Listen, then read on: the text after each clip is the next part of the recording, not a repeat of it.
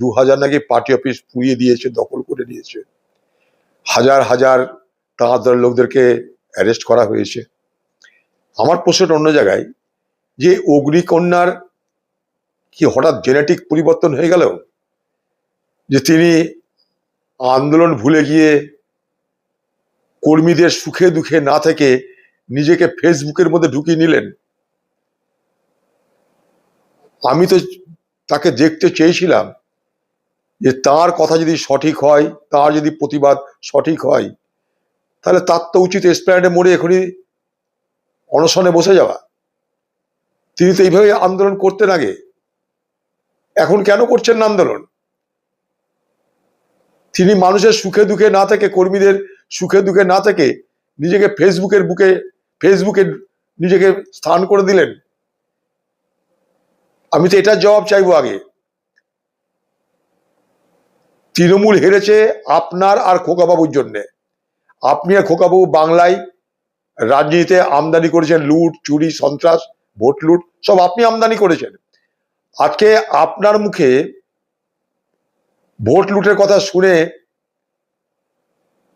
আপনাকে স্মরণ করিতে চাই, এইভাবেই আপনার নেতৃত্বে পশ্চিমবঙ্গে হাজার হাজার পঞ্চায়েত লুট হয়েছে।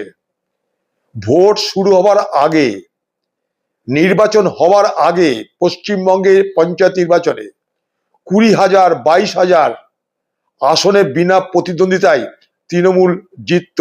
আপনি কি ভুলে গেছেন?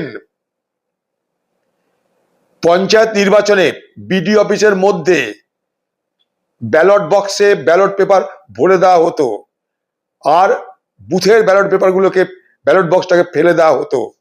আপনি কি ভুলে গেছেন?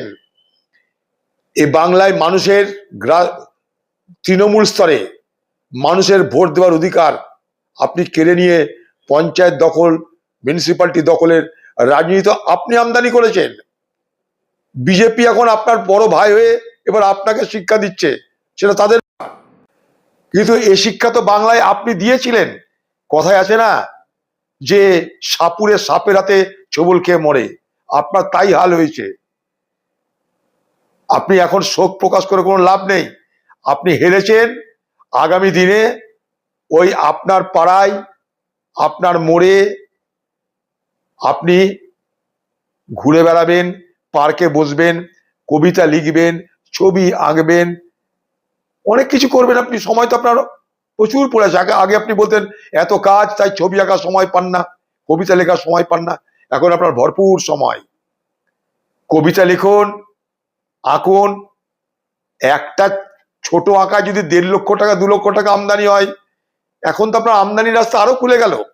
চুরি বাটপারি নাই বা হলো, ছবি আঁকা, কবিতা লেখা তো সময় পেয়ে গেলেন আপনি। এখন আপনি ভালো করে ছবি আঁকুন, কবিতা লিখুন।